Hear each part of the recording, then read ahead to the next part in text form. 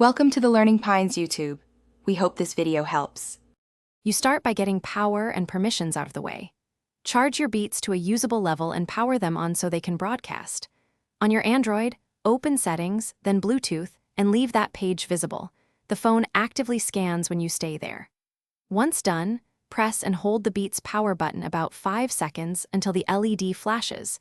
This forces pairing mode so the phone can detect the headset immediately.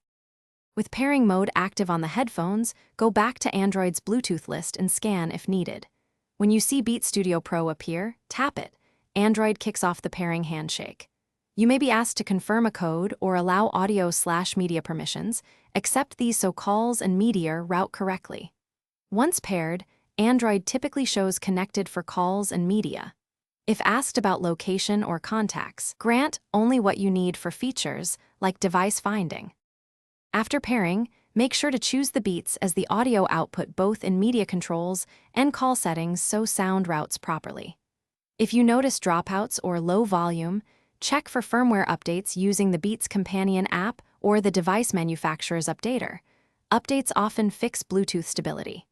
If things go wrong, restart your Android and perform a factory reset of the headphones per the manual. This clears stale pairings and usually resolves persistent connection failures. Thanks for watching. Consider subscribing if we helped you.